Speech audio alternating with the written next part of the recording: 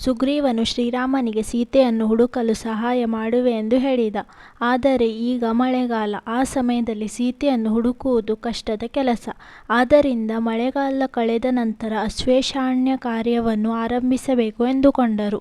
ಶ್ರೀರಾಮ ಲಕ್ಷ್ಮಣರು ಕಾಡಿನಲ್ಲಿಯೇ ಉಳಿದರು. ಮಳೆಗಾಲ ಆರಂಭವಾಯಿತು. ಆಕಾಶದಲ್ಲಿ ಕಪ್ಪಾದ ಮೋಡಗಳು ದಟ್ಟವಾಗಿ ಆವರಿಸಿ ಕಾರ್ಗತ್ತಲು ಕವಿಯಿತು. ಗುಡುಗು ಸಿಡಿಲುಗಳ ಆರ್ಭಟ ಆರಂಭವಾಯಿತು. ಆಕಾಶದಲ್ಲಿ ಆಗಾಗ ಮಿಂಚುಗಳು ಸುಳಿದು ಮಾಯವಾಗುತ್ತಿದ್ದವು. ಮಳೆ ಧಾರಾಕಾರವಾಗಿ ಹುಯ್ಯಲಾರಂಭಿಸಿತು. ಮಳೆಗಾಗಿ ಕಾದು ನಿಂತಿದ್ದ ಮರಗಿಡಗಳು ನೀರು ಕುಡಿದು ತಣಿದವು. ಧೂಳಿನಿಂದ ಅಮೃತವಾಗಿ ಮಬ್ಬಾಗಿ ಕಾಣುತ್ತಿದ್ದ ಬೆಟ್ಟಗುಡ್ಡಗಳು ತೊಳೆದು ಸ್ವಚ್ಛವಾದವು. ಮಳೆಗಾಗಿ ಹಾತೊರೆಯುತ್ತಿದ್ದ ಚಾತಕ ಪಕ್ಷಿಗಳು ನೀರುಂಡು ತೃಪ್ತವಾದವು. ಶ್ರೀರಾಮ ಲಕ್ಷ್ಮಣರು ಪ್ರಕೃತಿಯ ವಿಚಿತ್ರ ಲೀಲೆಯನ್ನು ಕಂಡು ಅಚ್ಚರಿಪಟ್ಟರು. ಮಳೆಗಾಲ ಕಳೆದು ಶರದೃತು ಪ್ರಾರಂಭವಾಯಿತು. ಈಗ ಕಾಡಿನ ಸೌಂದರ್ಯವೇ ಬೇರೆ. ಎತ್ತ ನೋಡಿದರೂ ಹಸಿರಿನ ರಾಶಿ. ಗಿಡಮರಗಳು, ಹೂವು, ಹಣ್ಣುಗಳು ಭಾರದಿಂದ ಬಾಗಿದವು. ಚಕ್ರವಾಕಗಳು ಜೊತೆಗೂಡಿ ಹಾಡಾಡುತ್ತಿದ್ದವು. ಬಿಳಿಯ ಮೋಡಗಳು ಹಿಂಜಿದ ಹತ್ತಿಯಂತೆ ಆಕಾಶದಲ್ಲಿ ತೇಲಿಕೊಂಡು ಹೋಗುತ್ತಿದ್ದವು. ಸೂರ್ಯೋದಯ, ಸೂರ್ಯಾಸ್ತವು ಇವುಗಳ ಚೆಲುವೇ ಚೆಲುವು. ಕಮಲ ಅರಳುವುದು, ದುಂಬಿ ಹಾಡುವುದು, ಹಂಸ ಪಕ್ಷಿಗಳು, ಚಕ್ರವಾಕಗಳು ಆಡುವುದು ಎಲ್ಲವೂ ಚೆನ್ನ. ಆಕಾಶದ ತುಂಬ ಅಸಂಖ್ಯಾತ ನಕ್ಷತ್ರಗಳು ಥಳಥಳಿಸುತ್ತಿದ್ದವು. ಶ್ರೀರಾಮನು ಅವುಗಳನ್ನು ನೋಡುತ್ತಾ ಹಾಗೇ ಸೀತೆಯನ್ನು ನೆನೆಯುತ್ತಾ ನಿಟ್ಟುಸಿರು ಬಿಟ್ಟನು. ಇತ್ತ ಕಿಷ್ಕಿಂಧೆಗೆ ಸುಗ್ರೀವನು ಪಟ್ಟಾಭಿಷೇಕವಾದ ನಂತರ ರಾಜ್ಯಭಾರ ಕ್ರಮದಲ್ಲಿ ತೊಡಗಿದ. ಶ್ರೀರಾಮನಿಗೆ ಕೊಟ್ಟ ಮಾತು ಅವನಿಗೆ ಮರೆತೇ ಹೋಯಿತು. ತಾನು, ತನ್ನ ಹೆಂಡತಿ, ಮಕ್ಕಳು, ತನ್ನ ರಾಜ್ಯ ಇಷ್ಟೇ ಸ್ವಾರ್ಥದಲ್ಲಿ ಅವನು ಮುಳುಗಿಬಿಟ್ಟ.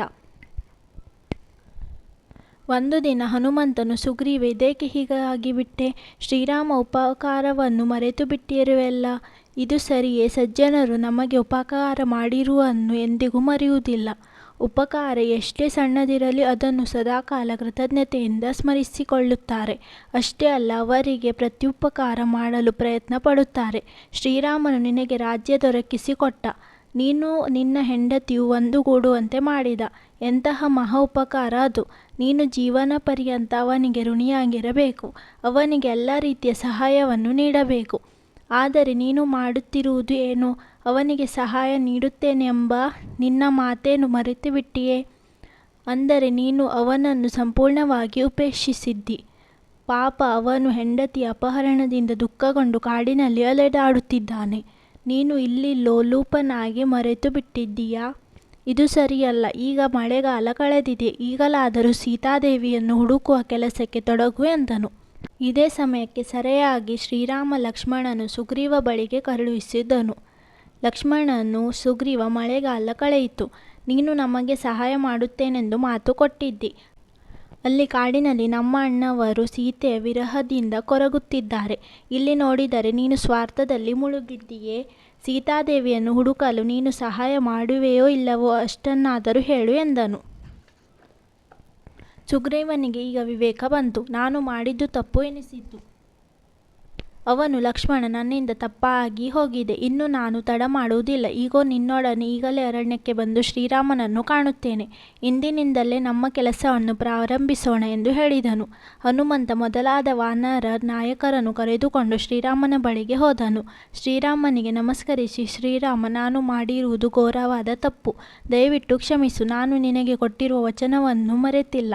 ಇಂದಿನಿಂದಲೇ ಸೀತೆಯನ್ನು ಹುಡುಕುವ ಕೆಲಸ ಪ್ರಾರಂಭಿಸುತ್ತೇನೆ ಎಂದು ಹೇಳಿದನು.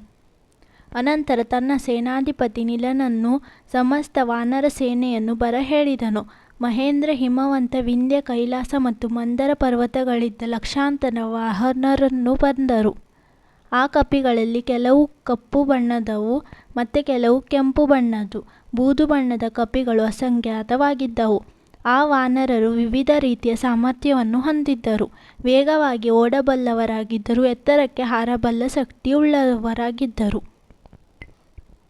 ಯುದ್ಧ ವಿದ್ಯೆಯಲ್ಲಿ ಪರಿಣತಿ ಪಡೆದಿದ್ದರು. ಈ ಪರಾಕ್ರಮಿ ವಾನರ ಸೇನೆಗಳು ಸುಗ್ರೀವನ ಬಳಿಗೆ ಬಂದವು. ಕಪಿಗಳು, ಭಲ್ಲುಕಗಳು, ಗೋಲಾಂಗುಲಗಳಿಂದ ಇಡೀ ಕಾಡೆ ತುಂಬಿ ಹೋಯಿತು.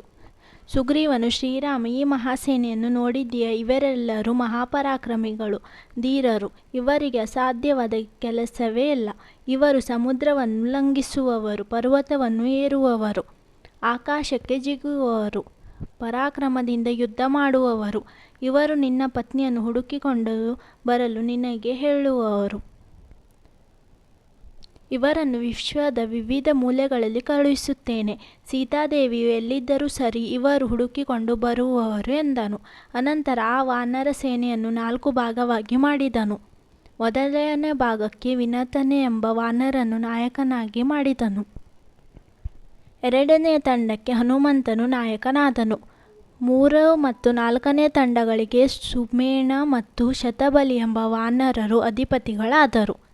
ಅನಂತರ ಸುಗ್ರೀವನು, ವಾನರರೇ, ನಿಮಗೆ ತಿಳಿದಂತೆ ಶ್ರೀರಾಮನ ಧರ್ಮಪತ್ನಿ ಸೀತಾದೇವಿಯನ್ನು ಲಂಕಾಧಿಪತಿ ರಾವಣನು ಅಪಹರಿಸಿದ್ದಾನೆ.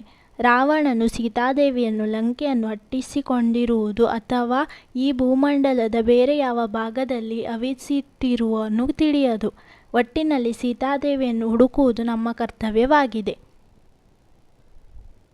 ಆದ್ದರಿಂದ ನೀವು ಈಗಲೇ ಹೊರಡಿ. ನೀವು 4 ದಿಕ್ಕುಗಳಿಗೆ ಹೋಗಿ ಎಲ್ಲ ಸ್ಥಳಗಳಲ್ಲೂ ಸೀತಾದೇವಿಯನ್ನು ಹುಡುಕಿ. ಶ್ರೀರಾಮನು ನಮಗೆ ಮಹಾ ಉಪಕಾರ ಮಾಡಿದ್ದಾನೆ. ನಾವು ಅವನಿಗೆ ಅವನ ಪ್ರಿಯ ಪತ್ನಿಯನ್ನು ಹುಡುಕಿಕೊಟ್ಟು ಕೃತಾರ್ಥರಾಗೋಣ.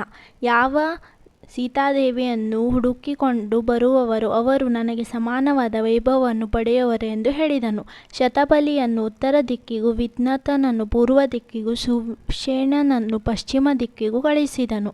ಅನಂತರ ಹನುಮಂತನನ್ನು ಕರೆದು, ಹನುಮಂತ, ನೀನು ಮಹಾವೇಗಶಾಲಿ, ಎಲ್ಲ ಕಡೆಯೂ ಸಂಚರಿಸಬಲ್ಲೆ, ಆಕಾಶ ಮಾರ್ಗ ಜಲಮಾರ್ಗಗಳಲ್ಲೂ ಅಡ್ಡಿಯಿಲ್ಲದೆ ಹೋಗುವೆ.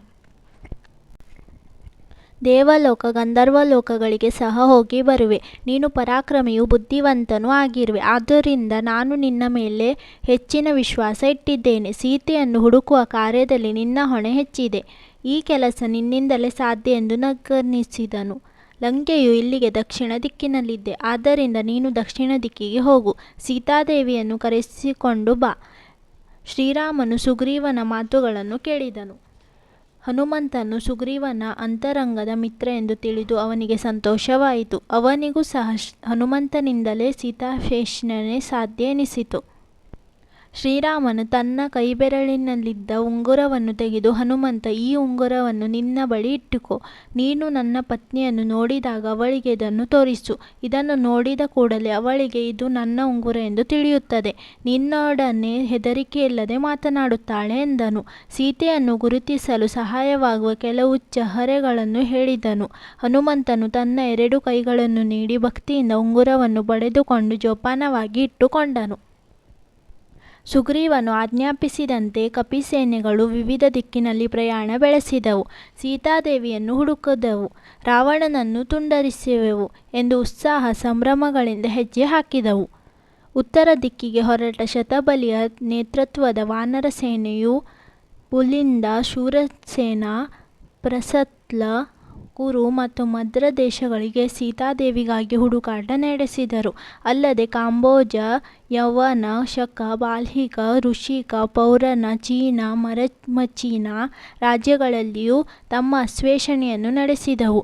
ಹಿಮಾಲಯ ಪರ್ವತದ ತಪ್ಪಲುಗಳಲ್ಲಿಯೂ, ಕಾಲಪರ್ವತ ಶಿಖರಗಳಲ್ಲಿಯೂ, ಸುದರ್ಶನ ಪರ್ವತ ಗುಹೆಗಳಲ್ಲಿಯೂ, ದೇವಸಕ ಪರ್ವತ ಶ್ರೇಣಿಗಳಲ್ಲಿಯೂ, ಕೈಲಾಸ ಪರ್ವತದಲ್ಲಿಯೂ, ಕಾಂಚಿ ಪರ್ವತದಲ್ಲಿಯೂ ಸೀತೆಗಾಗಿ ಹುಡುಕಾಡಿದರು.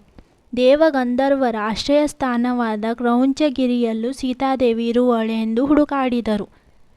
ಸುಗ್ರೀವನ ಸೇನಾಪತಿಗಳಿಗೆ ಒಬ್ಬನಾದ ವಿನತನು ತನ್ನ ಮಹಾಕಪಿ ಸೇನೆಯನ್ನು ತೆಗೆದುಕೊಂಡು ಪೂರ್ವ ದಿಕ್ಕಿಗೆ ಹೊರಟನು. ಪೂರ್ವ ದಿಕ್ಕಿನಲ್ಲಿದ್ದ ಎಲ್ಲ ಅರಣ್ಯಗಳನ್ನು, ಪರ್ವತಗಳನ್ನು, ನದಿ ತೀರಗಳನ್ನು ಅವರು ಶೋಧಿಸಿದರು. ಗಂಗಾ, ಸರಯು, ಕೌಶಿಕಿ, ಕಾಳಿಂದಿ ಎಂದು ಪ್ರಸಿದ್ಧವಾದ ಯಮುನಾ, ಸರಸ್ವತಿ, ಸಿಂಧು, ಶೋಣ ಮೊದಲಾದ ನದಿ ತೀರಗಳಲ್ಲಿ ಸೀತಾದೇವಿಗಾಗಿ ಹುಡುಕಾಟ ನಡೆಸಿದರು. ಅಲ್ಲದೆ ಬ್ರಹ್ಮಮಾಲ, ವಿದೇಹ, ಮಾಳವ, ಕಾಶಿ, ಕೋಸಲ, ಮಗಧ, ಪುಂಡ್ರ ಮತ್ತು ವಂಗ ದೇಶಗಳಿಗೂ ಅವರು ಹೋದರು. ಮಂದರ ಪರ್ವತ, ಯವದ್ವೀಪ, ಸುವರ್ಣದ್ವೀಪ, ಕ್ಷೀರಸಾಗರ, ಋಷಭ ಪರ್ವತ, ಸೂರ್ಯನು ಉದಯಿಸಿದ ಪೂರ್ವ ದಿಕ್ಕಿನಲ್ಲಿ ರಕ್ತವರ್ಣವುಂಟು ಮಾಡುವ ಉದಯ ಪರ್ವತ, ಈ ಎಲ್ಲ ಕಡೆಗಳಲ್ಲೂ ಸೀತಾದೇವಿಗಾಗಿ ಹುಡುಕಾಡಿದರು. ಪಶ್ಚಿಮ ದಿಕ್ಕಿಗೆ ಸುಮೇಷಣ ಎಂಬ ಸೇನಾಧಿಪತಿ ಹೊರಟನು. ಸುಷೇಣನ ಕಪಿಸೇನೆಯು ಸೌರಾಷ್ಟ್ರ, ಬಾಲ್ಹಿಕ, ಶೂರ, ಭೀಮ, ಕುಕ್ಷಿ ಮೊದಲಾದ ದೇಶಗಳನ್ನು, ಪಶ್ಚಿಮ ಸಮುದ್ರ ತೀರವನ್ನು ಹೊಕ್ಕು ಸೀತಾದೇವಿಗಾಗಿ ಹುಡುಕಾಡಿದರು. ಅವಂತಿ, ಅಂಗಲೇಪ ನದಿಗಳನ್ನು, ಹೇಮಗಿರಿ ಎಂಬ ಬೆಟ್ಟವನ್ನು, ಕಾಂಚನ ಶಿಖರವನ್ನು, ವರಾಹ ಪರ್ವತವನ್ನು, ಪರ್ವತದ ರಾಜನಾದ ಮೇರು ಪರ್ವತವನ್ನು, ಸೂರ್ಯನು ಅಸ್ತಮಿಸುವ ಅಸ್ತಾಚಲವನ್ನು ಶೋಧಿಸಿದರು. ವಾನರರು ಅರಣ್ಯಗಳನ್ನು ಪ್ರವೇಶಿಸಿದರು, ಗಿಡಮರಗಳನ್ನು ಕತ್ತರಿಸಿದರು, ಹೇಕಾರ ಹಾಕಿದರು. ಇವರುಗಳ ಗರ್ಜನೆಯಿಂದ ಕಾಡಿನಲ್ಲಿದ್ದ ಪ್ರಾಣಿಗಳು ಹೆದರಿ ಓಡಿ ಹೋದವು, ಪಕ್ಷಿಗಳು ರಿವ್ವನೆ ಹಾರಿ ಹೋದವು. ಅವುಗಳ ಕಿಲಕಿಲ ಶಬ್ದದಿಂದ ಆಕಾಶ ತುಂಬಿ ಹೋಯಿತು. ವಾನರರು ಎಷ್ಟು ಹುಡುಕಿದರೂ ಅರಣ್ಯದಲ್ಲಿ ಸೀತೆ ಇರಲಿಲ್ಲ, ಸಾಗರದ ದಂಡೆಗಳಲ್ಲಿ ಕಾಣಲಿಲ್ಲ, ಸಮುದ್ರದ ಬುಡದಲ್ಲೂ ಗೋಚರಿಸುತ್ತಿರಲಿಲ್ಲ, ಗುಹೆಗಳಲ್ಲೂ ಸೀತೆಯ ಸುಳಿವೇ ಇಲ್ಲ. ವಾನರರು ಬೆಟ್ಟಗಳನ್ನು ಹತ್ತಿದರು, ಬಂಡೆಗಳನ್ನು ತಳ್ಳಿ ಕಂದಕಗಳಿವೆ ಎಂದು ಪರೀಕ್ಷಿಸಿದರು, ಪರ್ವತಗಳ ತುಟ್ಟು ತುದಿಯಲ್ಲಿರುವ ಸುತ್ತಲೂ ದಿಟ್ಟಿಸಿದರು, ಎಲ್ಲಿಯೂ ಸೀತೆಯ ಕುರುಹೇ ಇಲ್ಲ. ಬೇರೆ ಬೇರೆ ಊರುಗಳಿಗೆ, ರಾಜ್ಯಗಳಿಗೆ ಹೋದರು, ಅಲ್ಲಿಗೆ ಹೊಸಬರು ಬಂದಿರುವರೆಂದು ವಿಚಾರಿಸಿದರು, ಹೊಸಬರ ಗುಂಪಿನಲ್ಲಿ ಸೀತೆ ಇರುವಳೆಂದು ಹುಡುಕಿದರು. ಎಲ್ಲ ಊರುಗಳನ್ನು, ಊರಿನ ಪ್ರತಿಯೊಂದು ಮನೆಯನ್ನು ಶೋಧಿಸಿದರು, ಆದರೆ ಸೀತಾದೇವಿ ಮಾತ್ರ ಸಿಗಲಿಲ್ಲ. ಎಲ್ಲರೂ ನಿರಾಶರಾದರು. ಎಲ್ಲ ಭಾಗಗಳನ್ನು ಹುಡುಕಿ ಆಯಿತು, ಆದರೆ ಸೀತೆ ಸಿಗಲಿಲ್ಲವಲ್ಲ ಎಂದು ದುಃಖವಾಯಿತು. ದಕ್ಷಿಣ ಭಾಗಕ್ಕೆ ಹೋಗಿದ್ದ ಸೇನೆಯನ್ನು ಬಿಟ್ಟು ಉಳಿದೆಲ್ಲ ವಾನರ ಸೇನೆಗಳು ನಿರಾಶೆಯಿಂದ ಕಿಷ್ಕಿಂಧೆಗೆ ಹಿಂದಿರುಗಿದರು.